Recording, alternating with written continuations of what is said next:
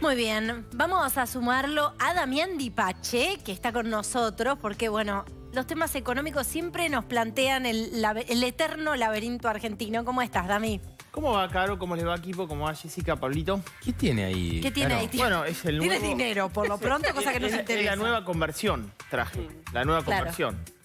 $1, un yaguareté y un hornero. Perfecto. 1.500 pesos. Esa es la nueva conversión que tenemos hoy. Que casi, fíjate que esta conversión que tenés acá, muy similar al dólar turista, que está en el orden de los 1.504 pesos. Así que es el récord nominal que tienen los dólares paralelos, los dólares financieros. Y bueno, con un dato de inflación que yo recién los escuchaba, que el gobierno celebra lo de alimentos. Es 3%, pero paralelamente dio a conocer lo que es la canasta básica total y alimentaria. Sí. Y dio 2,6%, por lo cual también celebra eso. Básicamente detrás de ese dato está la indigencia y la pobreza, por lo cual efectivamente en un momento donde regulados subió fuerte, porque 14,2% es lo que impactó en vivienda, bueno, tenés un núcleo que está en el 3,7%, ¿no? Una inflación todavía muy elevada para lo que nos queda por delante. Pero me parece que en definitiva es un dato que lo positivo es que alimento no subió tanto, ¿no? Sí, igual, viste, siempre, a veces nos perdemos en la nominalidad y a veces nos perdemos hablando en términos porcentuales. La verdad es que después hay una realidad de gente a la cual no le impactó un aumento significativo en términos salariales, de un trabajador en blanco, o sea, el más favorecido de toda la cadena. No nos olvidemos que hay muchísima gente trabajando en la informalidad. Un trabajador en blanco que no cobra en promedio mucho más que las canastas básicas hoy. No, y tenés un problema de ingreso que los salarios vienen retrasados frente a esa inflación interanual que hoy midió el INDEC. El INDEC midió una inflación del 271,6%. ¿Los salarios aumentaron en ese nivel? No.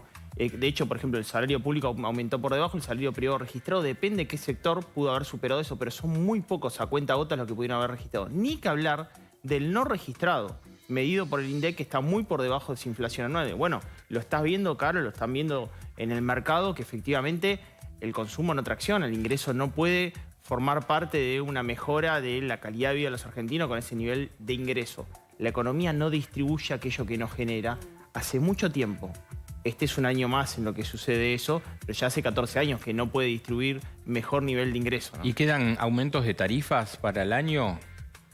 ¿Cómo aumento de tarifas? Claro, si el gobierno va a seguir aumentando tarifas. Bueno, se decía, como Jessica, se relegan tarifas, se van pateando para adelante, con lo cual ese número de inflación no es que se va a desinflar de modo ostensible. Bueno, julio lo suspende, o sea, le pone una pausa. Sin embargo, julio tenés una estacionalidad fuerte en recreación y cultura, hoteles y restaurantes, porque tenés vacaciones de invierno, y probablemente tengas algún tipo de resorte de otros servicios que son privados. Medicina prepaga, expensas, porque subió en junio los servicios comunes que impactan en las expensas de julio, y también tenés parte de lo que, por ejemplo, puede llegar a ser seguros o otro tipo de servicios privados. Te van a seguir impactando. Vamos a una inflación crucero de entre 4,5 y 5% para los próximos meses, sin ninguna duda. O sea, yo no veo posibilidad de que haya hoy una inflación por debajo de ese nivel para los próximos meses. De hecho, el relevamiento de expectativa de mercado muestra que de acá a diciembre esa sería la inflación, entre 4,5 y 5%. Yo traje ahí una escalerita de lo que muestra el relevamiento de expectativa de mercado. Miren, para el mes de julio, la inflación proyectada 4,8%. Agosto 4,7%. Septiembre 4,6%, octubre 4,5%, noviembre 4,4% y diciembre 4,4%. ¿Ven que es una inflación que es muy inflexible a la baja? O sea, este número va a ser, casi le digo, en términos constantes de acá en adelante, siempre y cuando esto no se... Claro, esa era la pregunta. Ahora, estos días vimos un salto del blue, sobre todo, y siempre se discute cada vez que salta el blue, bueno, con qué... los precios de la economía, con qué se rigen. Hablo de los precios de alimentos y demás. ¿Se puede esperar que esto se traslade a precios? Milei diría no, de ninguna manera, porque eso tiene que ver con la emisión monetaria y estamos cerrando todas las canillas. Ahora, tu impresión, tu mirada de lo que está pasando, ¿estos saltos se trasladan a precios? Te cuento lo que pasó en junio, porque en junio ya tuvimos una... O sea, en mayo tuvimos una evaluación del 18, en junio una evaluación del 11, en el paralelo, ¿eh? Y ahora estamos en una evaluación del 9,5. En el mes de junio, las ventas minoristas, se informa la CAME, caen 21,9%. A nosotros nos cae consumo masivo 14%. O sea que estamos hablando de alimentos, bebida, artículos de limpieza y cuidado personal. Un tercio de los productos que medimos en supermercado en 900 puntos de venta tuvieron baja de precios. Baja de precios. ¿Por qué? Porque el ingreso de los argentinos no lo convalida. ¿Qué pasa en los primeros 10 días con esta suba del tipo de cambio en el paralelo? Hay algunos que se animaron a aumentos. Ejemplo, categoría golosinas, categoría galletitas pegaron aumentos altos con este tipo de cambio del orden del 6 al 8%. Se fijaron en precio de lista, mayores niveles de precio. Pregunto, ¿lo podrá convalidar el bolsillo? Tengo mis dudas. Y a esa duda planteo La retracción del consumo en algunos rubros lo que está haciendo es que no puede haber traslado a precio. El rubro textil es muy sintomático en ese sentido. Totalmente. El rubro textil es caro en dólares, ¿sí? O sea, si uno lo compara con otros países, es muy caro en la Argentina y tiene que ver con otras dinámicas y políticas con respecto a la protección de ese rubro. Pero fíjate vos que se está quedando atrás del promedio justamente porque la retracción del consumo ya no le permite acelerar más. Juguemos a este juego. Jessica tiene un local, Pablito tiene un local, ¿bien? Pero ambos en tiempos diferentes. Pablito le tocó el peor local, que es en octubre, noviembre y diciembre del año pasado. Jessica le toca otro local que es ahora. ¿Qué pasaba en el local de Pablo? Yo el año pasado agarraba los pesos e iba al local de Pablo rápidamente, me los quería sacar de encima los pesos. Bien. Porque la variación de precio futuro estaba por encima incluso de la tasa de rendimiento de un plazo fijo. Voy al local de Jessica hoy, compro productos. Sí. Y compro un producto que vale 1.000 pesos. Sí. No se vende, caen las ventas. Al otro día lo veo en promoción, 20% de descuento. Me pego un tiro en los pies.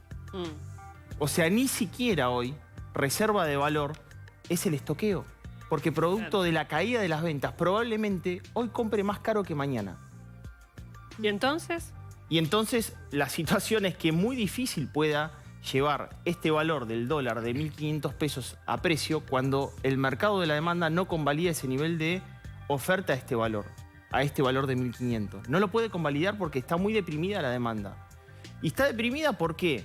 Porque el gobierno tomó una determinación, que es apagar un motor de la economía, que fue el consumo público. Y obviamente tiene su costo. Ahora, ¿el consumo privado crece? No, porque nunca la inversión privada arrancó en este contexto. Producto de 186 días de ley base, producto de una tensión política muy importante, de certidumbres que estaban al principio que se convirtieron en incertidumbres, y ahora tenés este fenómeno que es una tensión, te diría, cambiaria, que con ausencia de dólares en el mercado probablemente esté por los próximos 2 meses. Esto no es que esto arrancó ahora y se termina mañana. Probablemente esté en los próximos 2 meses. Van a tomar 2 o 3 decisiones que ahora las podemos llegar a adelantar para la gente. Che, ¿qué va a pasar con esto, no? ¿Con qué tiene que ver la tensión cambiaria? ¿Tiene que ver más con la política o tiene que ver más con la gestión y la hoja de ruta económica? Yo creo que hay 2 situaciones. Una es la previsibilidad que puede llegar a tener ese tipo de cambio real respecto de la situación actual en la hoja de ruta. ¿Qué pasa? El gobierno nunca esperó que efectivamente esas tomas de los pesos de los bancos vayan al dólar, nunca esperó que efectivamente tenga una tensión donde muchos tengan una tasa de rendimiento real negativo, agarren sus pesos y quieran ir al dólar. O sea, sucedieron varias cuestiones en forma sistemática. Ahora, Caro, yo te digo una cuestión. Este valor de 1.500 pesos aumentó 50% el tipo de cambio en el primer semestre del año. La inflación fue el 80%. Yo ahí traje una comparativa de cuánto es este valor a precios constantes a valor de el momento donde Milei asume. Este dólar de 1.500 cuando Milei asume era de 1.700. Este dólar de 1.500 cuando fueron las elecciones de octubre del año pasado era un dólar de 2.300. Este dólar de 1.500, mira, ahí lo tenés. Digo, para que la nominalidad no nos vea que estamos en el peor escenario. Fíjate, inicio de gestión de Milei, este dólar de hoy era de 1.731, a precios constantes. Preelecciones 2023, este dólar de hoy era 2.447 pesos. El paso gestión Guzmán, Batakis, Massa, 2.196 pesos.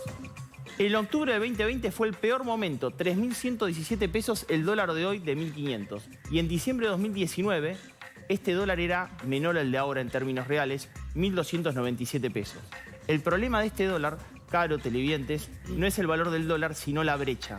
Ese 60%, eso es lo que quería cerrar, es el problema de la brecha, porque obviamente a mayor nivel de brecha, mayor incentivos para que haya liquidación en el mercado de 9.20, 9.30. Eso es lo que está sucediendo en el mercado y preocupa mucho más la brecha que esta nominalidad. Muchísimas gracias, Damián. Un placer.